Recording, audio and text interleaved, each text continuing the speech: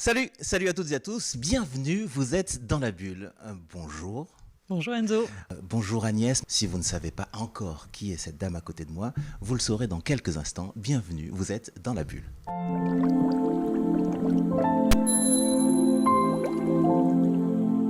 Agnès Potier-Dumas, c'est bien cela ? C'est ça.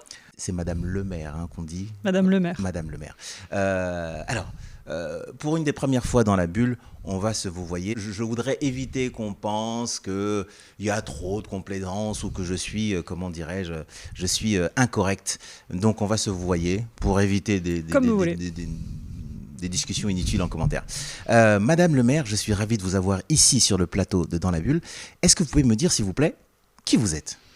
Alors, je suis Agnès Potier-Dumas, maire de Levallois, élue pour la première fois en 2020 et réélue il y a quelques jours en 2026, au premier tour, voilà, grande fierté. Et je suis également vice-présidente du conseil départemental des Hauts-de-Seine depuis 2021. À côté de ça, je suis aussi maman de 2 enfants, 2 petites filles qui ont 8 ans et 9 ans, Anna et Nora. Donc voilà, je suis comblée dans ma vie personnelle et professionnelle. Tout va bien pour moi. Jolie fierté d'avoir réussi ce tour de force parce que ça a été une campagne assez compliquée. C'est une campagne à Levallois. Compliquée, je ne sais pas. Pour moi, celle de 2020 avait été quand même beaucoup plus compliquée. C'est-à-dire qu'en 2020, souvenez-vous, vous étiez là aussi, Enzo, Levalloisien de longue date, mais personne ne me connaissait. J'arrivais après un maire très charismatique, très emblématique, Patrick Balkany, qui avait dirigé cette ville depuis plus de 30 ans. Et quand ça a été mon tour, quand j'ai été propulsée un peu par hasard, je pense qu'on y reviendra, pour être candidate et me présenter à la mairie de Levallois, les gens ne me connaissaient pas. Donc les gens me disaient « Oh là là, mais vous êtes qui ? On ne vous connaît pas, vous avez fait quoi dans la vie ?» etc. Donc là, aujourd'hui, voilà, on a fait toute cette campagne de 2026 avec mon équipe que j'avais choisie. On avait un bilan à présenter qui était vraiment notre bilan, mon bilan. Ça a été sur ce plan-là beaucoup plus facile pour moi. Après, une campagne, c'est jamais simple. On avait 6 listes contre nous. Certaines étaient effectivement très virulentes. Certaines étaient très dans les attaques personnelles ou sur le bilan de notre mandat. Donc sur ça n'a pas été simple. Mais est-ce qu'une campagne à Levallois est jamais simple ? Ça, je ne sais pas. Je ne crois pas en tout cas. Je crois qu'on en parlera justement parce que ça fait partie de ce qui m'a un petit peu poussé à proposer ce que j'ai proposé pendant cette campagne. Quel a été le moment décisif dans votre parcours qui vous a donné envie de vous engager en politique ? Ça a été mes années étudiantes. C'est-à-dire que j'étais à la Sorbonne. Moi, faut bien comprendre que personne dans ma famille ne fait de la politique. Personne ne faisait de la politique avant que j'en fasse. Mes parents ont tous les deux eu 2 belles carrières dans le privé. Mon père dans la finance, ma mère dans les RH. J'étais étudiante à la Sorbonne et c'était les années, vous savez, le fameux CPE. Voilà, donc blocage, puis après il y a eu la réforme des universités de Valérie Pécresse, etc. Donc reblocage, blocage. Enfin, voilà, année étudiante compliquée avec la Sorbonne complètement bunkérisée, les canons à eau sur la place de la Sorbonne, nous étudiants complètement, voilà, les AG, les blocages, etc. Et c'est ça qui m'a un peu politisée. Voilà, et c'est à ce moment-là que je me suis dit, moi aussi j'ai envie de m'engager. Et je me suis engagée à ce moment-là à l'UMP. Et ça a été ma première arrivée en politique. Et après, je suis devenue militante. Je me suis engagée dans ma ville qui était Levallois. J'ai commencé à militer sur le terrain en 2008. Voilà, mes premières années militantes, c'était 2008, mes premiers engagements militants. Et j'ai jamais pu quitter la politique. Voilà. Vous savez qu'on s'est vu, on était en 2012. Ah oui. Il y a eu des élections présidentielles. Oui, perdues par Sarkozy. Oui. Exactement. Et j'étais venu vous voir, on vous demandait s'il était possible de filmer. Vous avez dit non. Ah non. Je me dis bon, ok, je suis reparti. Tout 2012, ça commençait à être pour nous les années compliquées. Hein. Ouais. C'est-à-dire que c'était les affaires de Patrick Balkany qui commençaient. On avait beaucoup de journalistes qui nous tournaient autour. Moi, on était à ce moment-là très méfiants. Mais c'est tout à fait juste. Moi, je venais pas d'arriver dans la ville, mais c'était la première fois que je me disais ok, j'y vais avec ma caméra. Je ne savais pas qu'une ville était aussi focalisée sur leur maire. Il y avait moi, ça m'a vraiment surpris. Agréablement surpris en fait, parce qu'en fait je me suis dit j'aime bien que les gens soient au fait de ce qui se passe dans leur ville, j'aime bien la politique même si je suis ce que je dis partisan. Qu'est-ce que cette nouvelle réélection représente pour vous au-delà du résultat électoral ? C'est une très belle confirmation. C'est-à-dire que encore une fois, quand j'ai été élue en 2020, c'est ce que j'ai dit lors de mon discours quand j'ai été élue maire en conseil municipal, 2020, c'était un peu un pari. Les Levalloisiens ont décidé de me faire confiance, mais sans savoir vraiment ce que je valais, ce que j'avais dans le ventre, ce que j'allais faire de la ville, ce que j'allais faire avec mon équipe, etc. Donc ils ont fait ce pari de se dire, allez, pourquoi pas elle ?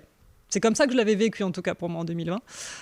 Même si on avait expliqué quels étaient nos atouts, le fait que j'étais déjà dans la mairie avant, que je connaissais les dossiers, que je connaissais les équipes en place, etc. Ce qui me donnait, et puis que j'avais avec moi l'équipe, une grosse partie de l'équipe sortante, ce qui nous donnait un avantage certain par rapport à nos concurrents.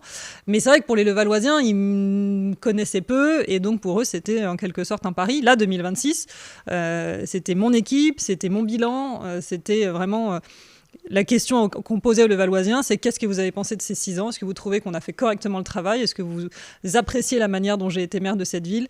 Et la réponse a été majoritairement oui, et dès le premier tour. Donc pour moi, ça a été un soulagement, une joie, une fierté immense. Ça a été la confirmation que j'attendais. Voilà. Qu'avez-vous appris dans cette période sur vous-même et sur votre ville ? Alors sur moi-même, qu'est-ce que j'ai appris sur moi ? Si, des choses que je savais un peu déjà. Je suis très bien entourée et ça aide énormément. J'ai su fédérer une équipe en gardant ceux qui étaient déjà là, en attirant à nous des nouveaux qui ont apporté énormément de choses à l'équipe. Donc ça, c'est peut-être une capacité à fédérer, à mener un groupe qui est une qualité que je connaissais déjà en moi, mais qui s'est confirmée. Donc ça, c'est évidemment une fierté. Et qu'est-ce que j'ai appris sur ma ville ? C'est qu'on est une ville où on attendait quand même une continuité sur tout ce qui se faisait de bien à l'époque de Patrick Balkany, mais peut-être avec une manière un peu plus apaisée de faire les choses. Vous voyez, c'est-à-dire que Patrick Balkany, c'était les éclats de voix en conseil municipal, c'était les opposants à insulter publiquement, etc.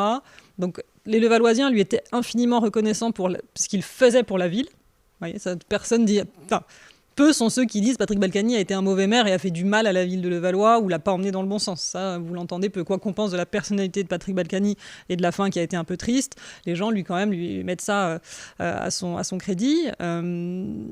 Maintenant, il y avait effectivement cette question de l'image qui était un peu compliquée et qui a fait naître cette dichotomie entre les Levalloisiens qui étaient extrêmement fiers de vivre à Levallois, mais qui étaient un peu agacés d'avoir les extérieurs qui disaient « Ah, Levallois, c'est la ville de Patrick Balkany, etc. » Ce qui nous rendait dingue en tant que Levalloisiens parce qu'on aimait infiniment notre ville, mais qu'on était vexés quand à l'extérieur on nous disait ah, « Ton maire, il est comme ci ou il est comme ça. » Donc je pense que j'ai réussi à faire une bonne synthèse de « On continue à avoir une ville où les gens ont envie de venir et où les Levalloisiens sont heureux de vivre, tout en ayant cette image qui a été quand même beaucoup plus lissée et beaucoup plus normalisée. En tout cas, voilà. Aujourd'hui, on reste fiers d'habiter à Levallois, et point final.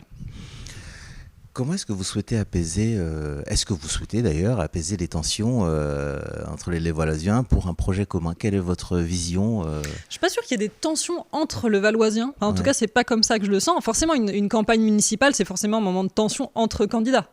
Et chaque Levalloisien, et c'est tout à fait normal, choisit son candidat. Certains s'investissent énormément, d'autres suivent ça de plus loin et se contenteront d'aller voter, et c'est très bien.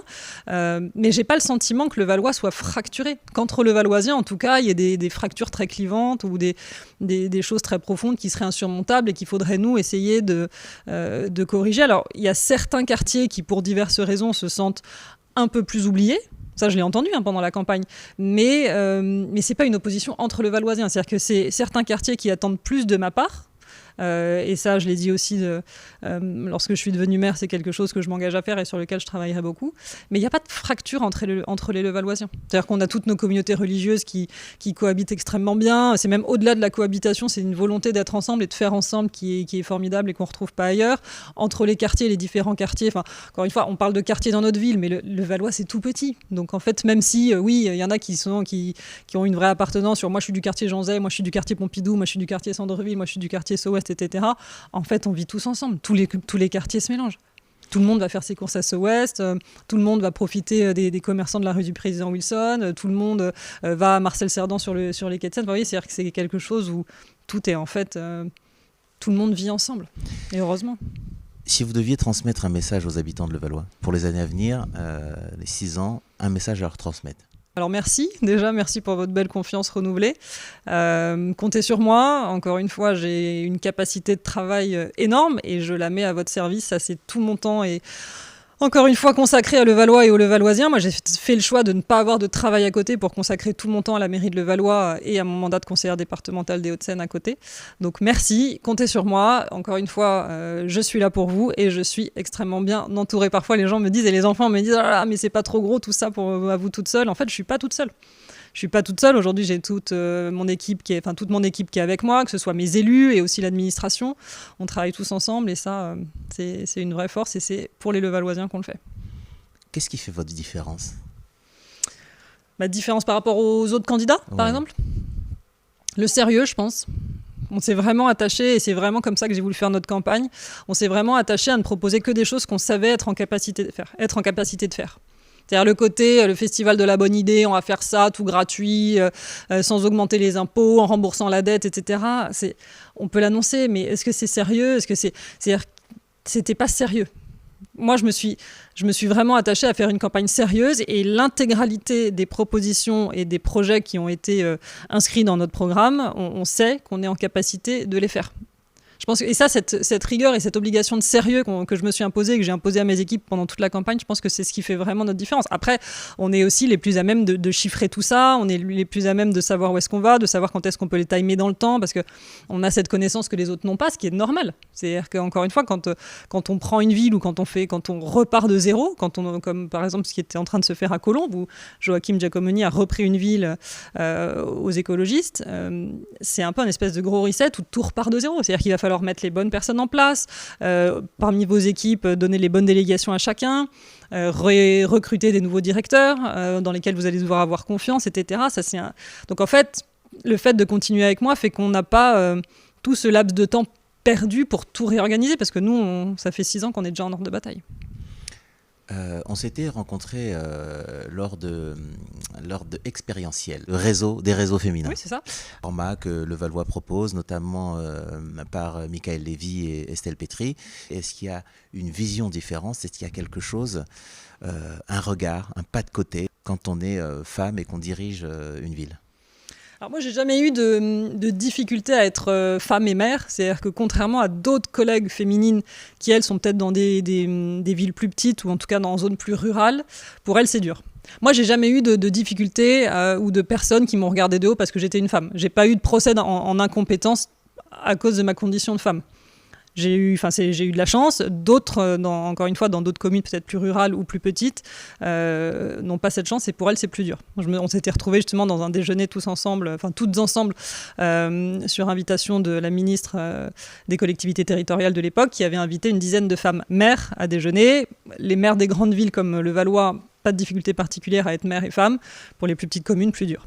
Donc là-dessus, moi, j'ai pas eu de problème sur ce plan-là, c'est-à-dire que les Levalloisiens n'ont pas de difficulté à avoir une femme mère, c'est pas un sujet en fait, et ça c'est plutôt bien. Maintenant, qu'est-ce que ça apporte d'être une femme ? C'est compliqué de faire la part des choses entre la personnalité de chacun et ce qu'on doit au fait d'être une femme ou pas. On dit souvent que les femmes sont plus pragmatiques, on dit souvent que les femmes bossent 2 fois plus pour pouvoir s'imposer, etc. C'est certainement vrai. Maintenant... Encore une fois, je suis maman à côté, donc ça me donne une sensibilité particulière sur tout ce domaine des enfants, etc. Vous avez fait partie des femmes inspirantes qui ont été... Oui, c'est vrai, des femmes conquérantes. Il y a eu un bouquin qui a été écrit qui met en lumière une trentaine de femmes, dont 3 politiques, dont moi. Voilà, donc ça a été pour moi aussi une source de fierté. Mais ça vous fait quoi ? Là, on est entre nous, il n'y a personne. Oui. C'est toujours compliqué de réaliser, de faire la part des choses entre... En fait, j'ai du mal. Alors, très paradoxalement, les gens parfois ont une image de moi un peu hautaine, un peu prétentieuse, un peu machin. Et en fait, la réalité est que j'ai du mal à comprendre, parce que les autres peuvent me trouver, c'est pas ça, mais quand je suscite comme ça une admiration un peu particulière, ça m'étonne toujours. Et sincèrement. C'est quand j'ai des petites filles qui me regardent avec des étoiles plein les yeux ou des gens qui me disent typiquement quand on m'a appelé pour me dire on fait un livre sur les conquérantes et on veut que vous soyez dedans, je me dis mais je comprends pas. C'est top, je suis hyper fière, hyper heureuse, mais il y a tellement de femmes qui font tellement de choses extraordinaires que j'ai pas l'impression de sortir du lot plus que ça. Moi je suis une maire d'une commune, une grosse commune, 68 000 habitants, c'est top, une belle commune des Hauts-de-Seine à côté de Paris, top, mais Encore une fois, il y a tellement de femmes qui font des choses extraordinaires que... Ça vous fait de la peine, ça vous fait du mal quand on pense que vous êtes hautaine, quand on pense que vous Non, êtes je le distante? comprends. C'est pas que ça me fait de la peine et du mal, mais j'arrive à l'objectiver. Effectivement, je suis grande, je suis toute blanche, j'ai un physique un peu anguleux comme ça. C'est pas chaleureux, c'est pas Jacques Chirac, quoi. Vous voyez, et ça, je le comprends. Certains disent, vous me regardez de haut. Bah, je fais 1m80, quand je mets des talons et que je m'adresse à une personne qui est toute petite parce qu'elle fait 1m60 et que c'est comme ça, c'est pas que je la prends de haut, c'est que fatalement, si on se recroise dans la rue et qu'on est toutes les deux debout, bah ouais, j'ai un regard un peu descendant. C'est pas de la condescendance, c'est parfois un peu de distance, un peu de froideur. Oui, ça, c'est dans l'éducation de chacun, en fait. C'est-à-dire que je suis pas quelqu'un de forcément très tactile ou quelqu'un qui va vous attraper ou quelqu'un qui va... Mais c'est pas de la distance, ou en tout cas, c'est pas un manque d'intérêt pour les personnes que j'ai en face de moi ou qui me sollicitent. J'en parle là parce que vous l'avez évoqué justement, mais vous avez compris que pendant justement cette campagne, c'est ce qui vous était reproché. Justement, cette espèce de distance qui, j'entends, n'en est pas, mais... Qui peut être perçue comme ça. Je l'entends. Après, c'est toute la question de la sincérité. Une fois que vous avez compris que vous avez un ou deux défauts à travailler, ou en tout cas des choses qui sont perçues comme étant des défauts, soit vous vous dites, ok, bah, je vais casser ça et je vais faire en sorte que voilà, je vais me mettre à toucher les gens, à les embrasser, à faire quelque chose en fait que je ne suis pas. Et du coup, où est la sincérité ? Ou alors vous vous dites, bah, en fait, à un moment donné, c'est comme ça, et on n'est pas obligé d'être un maire qui vous tapote la joue ou qui vous attrape par la taille pour vous embrasser, pour être un maire qui est sincèrement empathique vis-à-vis de ses administrés. Il faut aussi casser un peu cette... typiquement, quand je suis arrivée tout à l'heure, la dame qui s'est gentiment occupée de moi pour me rendre jolie avant notre interview, elle m'a dit c'est rare de voir une mère jeune, etc. Quand on pense à la figure du maire, on pense à quelqu'un d'un peu plus âgé, un homme, un peu bedonnant peut-être. Enfin voilà, c'est cette figure du maire-là qui s'impose. Là, on est dans une image un peu plus chaleureuse, un peu à la Jacques Chirac, quoi, cette espèce d'image épinale très ancrée dans l'esprit des gens. On peut faire différemment. Et on peut être efficace et s'intéresser sincèrement aux gens. Parce que, encore une fois, on revient sur la sincérité. Est-ce qu'on s'intéresse mieux aux gens ou plus aux gens juste parce qu'on leur tapote la joue et... Je suis pas sûre. Vous parliez des commerçants et de ce que vous achetez justement chez les commerçants de Levallois. Donc, salut les commerçants. Je leur fais de la pub. Ça, c'est de Levallois. Le jean, c'est de Levallois. La chemise, c'est Levallois. La montre, c'est Levallois. Là, le petit bijou, c'est Levallois. Voilà, les commerçants de Levallois, vous êtes au top. Alors justement, ces petites... les chaussures aussi. Les boutiques.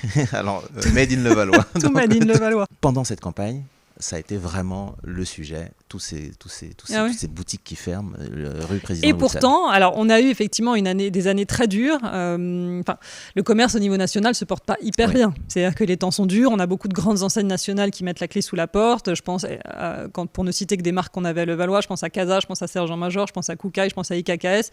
C'est que des belles marques qu'on avait nous sur la rue du Président Wilson et qui au niveau national ont mis la clé sous la porte et ont fermé nombre de leurs boutiques. Bon, ça c'est un mouvement sur lequel on ne peut pas vraiment, nous, avoir de moyens d'action. L'autre difficulté qu'on a à Levallois, c'est le prix des loyers. Le prix des loyers à Levallois est exorbitant. Parfois, les gens me disent « Mais oui, est-ce que vous n'avez pas la main » On n'a pas du tout la main. D'accord, il n'est pas possible d'avoir une préemption. Un commerce, alors ça c'est autre chose, mais un commerce, encore une fois, c'est comme... Ça appartient à un propriétaire privé, comme si vous êtes propriétaire de votre logement, c'est pas à moi de vous dire qui mettre dedans et à quel prix mettre le loyer. C'est exactement pareil pour un commerce. Vous êtes propriétaire d'un local, c'est vous qui choisissez qui vous mettez dedans et c'est vous qui choisissez à quel loyer vous voulez le louer. Moi, je n'interviens, le maire, que s'il y a un éventuel trouble à l'ordre public qui peut être provoqué par le commerce que vous voulez installer dans votre local. Un trouble à l'ordre public, il faut aller loin. C'est-à-dire que typiquement une onglerie, parce que les gens me disent qu'il y a beaucoup trop d'ongleries, ça ne crée pas un trouble à l'ordre public. Donc si le propriétaire du local veut mettre une onglerie chez lui, moi, malheureusement, j'ai pas de capacité à lui dire hors de question. On travaille quand même sur 2 moyens d'action. Notamment pour contrer ces loyers trop élevés, on a voté avec le conseil municipal il y a quelques mois la mise en place d'une taxe sur les locaux vacants. C'est-à-dire que vous êtes propriétaire d'un commerce, vous ne le louez pas pendant 2 ans, ce qui est quand même hyper long. La mairie vous impose une taxe qui est l'équivalent de 20% de votre dernier loyer annuel connu. Donc si vous avez des loyers qui montent, et on a ça sur la rue du Président Wilson, à plus de 10 000 € par mois, ça va vous faire une taxe énorme. Donc l'idée, c'est d'inciter les propriétaires à baisser leur loyer, mais aussi à se dépêcher de relouer à un moment donné, parce qu'effectivement, un commerce vacant 6 mois, 1 an, 18 mois, c'est préjudiciable pour tout le monde, c'est préjudiciable pour les voisins qui, eux, sont ouverts parce que ça crée moins de flux, et ça donne une image de notre ville qui n'est pas bonne. Donc ça, on a agi déjà, et on est en train de travailler sur un deuxième outil, qui est la création de ce qu'on appelle des périmètres de sauvegarde. Un périmètre de sauvegarde, c'est quoi ? C'est de dire, voilà, sur cette portion de la ville, sur cette rue ou dans ce quartier-là, on vient un peu contrarier l'initiative privée. C'est-à-dire que nous, la mairie, on vient dire, attendez, je veux commencer à m'occuper de ce qui se passe un peu sur l'implantation des commerces dans tel quartier ou tel quartier. Il faut le justifier, parce qu'encore une fois, on n'est pas dans un pays communiste, et quand on vient contrarier l'initiative privée, il faut le justifier auprès de l'État et notamment auprès du préfet. Donc on explique auprès du préfet pourquoi on souhaite instaurer des périmètres de sauvegarde, et ces périmètres nous permettent justement de nous intéresser à quel type de commerce sont mis dans tel ou tel local. C'est-à-dire qu'on peut dire, moi, dans ce périmètre-là, je ne veux plus tel commerce ou tel commerce. Et à l'inverse, quand un propriétaire doit venir mettre quelque chose, il est obligé de me demander mon avis. Mais ça, je ne peux pas le faire à l'échelle de toute la ville, il faut le justifier de manière très ponctuelle. Et c'est le préfet qui donne son accord in fine. Les cafés qui ferment à minuit, comme ça, vous allez assouplir, vous Là allez aussi, faire quelque l'arrêté, chose. il est temporaire. Ouais. C'est-à-dire que les arrêtés que je prends, ils sont obligatoirement limités dans l'espace et dans le temps. Je ne peux pas dire c'est sur tout le Valois et tout le temps. Il faut encore une fois que je justifie auprès du préfet, parce que le préfet regarde si mon arrêté est légal. Même chose, en fait. Donc là, je l'ai limité dans le temps et dans l'espace. C'est-à-dire qu'on a visé uniquement certains secteurs autour de certains bars problématiques qui nous faisaient trop de bruit jusqu'à 2h du matin trop régulièrement, et où les riverains étaient totalement excédés. Donc on a fléché, on a vraiment essayer de restreindre le plus possible les périmètres autour des établissements problématiques, et on l'a limité dans le temps. C'est-à-dire que là, au 1er avril, l'arrêté s'arrête. J'ai un doute sur 1er avril ou 1er mai. Je crois que c'est 1er avril. Au 1er avril, l'arrêté s'arrête, parce que je l'avais pris jusqu'au 1er avril. Donc là, les commerces vont pouvoir rouvrir. Tous les restaurants vont pouvoir rouvrir jusqu'à 2h du matin. Minuit, la terrasse, toujours, ça ne change pas. Et 2h du matin. Maintenant, j'ai demandé à ce qu'on leur prépare... Non, je crois que c'est 1er mai, pardon. Parce que j'ai demandé justement à ce qu'on leur prépare un courrier en amont pour pouvoir leur signifier qu'à partir du 1er mai, ils peuvent recommencer à exploiter leur restaurant jusqu'à 2h du matin comme avant, mais que la règle est claire. 10 réquisitions pour tapage constatées par la police municipale, je reprendrai un arrêté pour les obliger à fermer à minuit de nouveau. Dernière question. Si vous étiez face à Agnès, qui a 8 ans, l'âge de ma fille, ouais. Avec tout votre parcours-là, qu'est-ce que vous lui diriez à la Agnès ? Je lui dirais... Alors vous savez quoi ? Ouais. Agnès est là. Ah, Agnès est là. Bonjour Agnès. Je me dirais, écoute ma cocotte, ta vie elle va être extraordinaire, et ce qui est le plus fou, c'est que à chaque fois qu'il va t'arriver un truc magnifique, tu ne t'en rendras peut-être pas compte tout de suite. Donc fais les choses sérieusement, travaille, sois bonne camarade, et tu vas voir, ta vie elle va être extraordinaire. Merci d'être venu me voir. Avec plaisir. Parce qu'effectivement, on m'a dit, mais pourquoi est-ce que vous ne recevez pas Madame le maire ? Donc, ça n'est pas que j'ai pas voulu. Vous êtes la première à qui je vous ai d'abord dit, Madame le maire, voilà ce que je vais faire.